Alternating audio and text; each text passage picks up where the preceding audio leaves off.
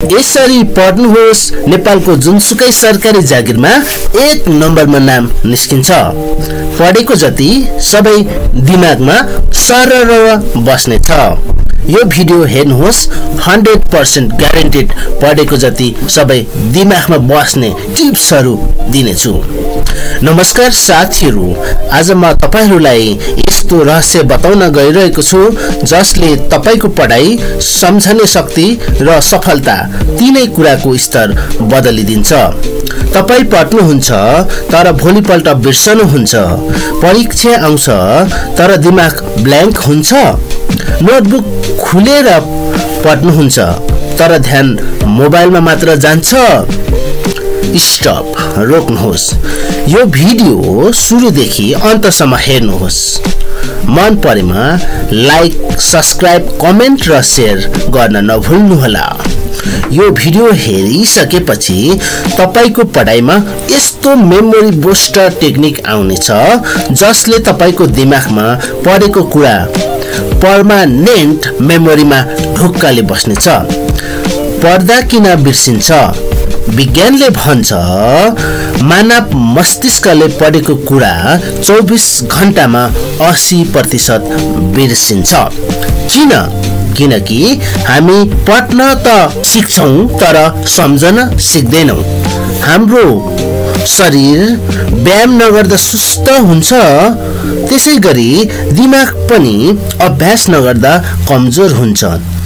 अब सुन्नुहोस् विश्वकै महान मस्तिष्क अल्बर्ट आइन्स्टाइनको कथा।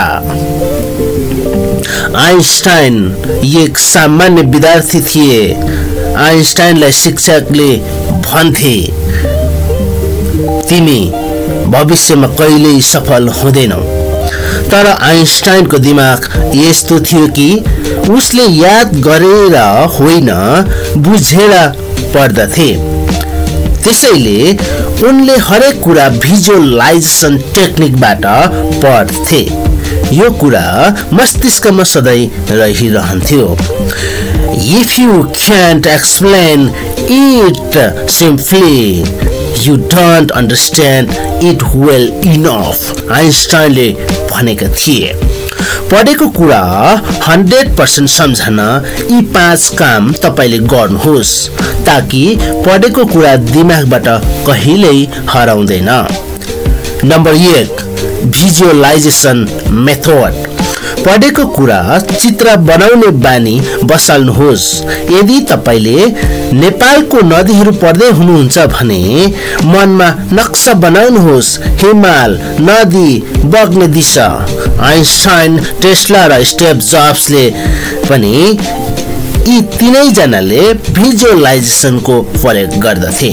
यसरी भिजुअलाइजेसन मेथड अपनाउनुहोस्।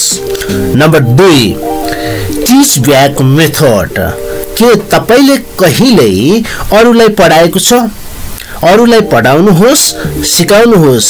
जब तपाई कुनै कुरा अरूलाई बुझाउनुहुन्छ, मस्तिष्कले त्यो पर्मानेन्ट रूपमा याद गराउँछ। रिचर्ड फेन्डम्यान, नोबेल विजेता वैज्ञानिकले भनेका छन्, If you want to master something, teach it. Number 3, revision rule. पढेको कुरा बिर्सिन नदिन यो सुनाउने नियम अपनाउनुहोस्। 30 मिनेट पछि एक पटक दोहोऱ्याउनुहोस्।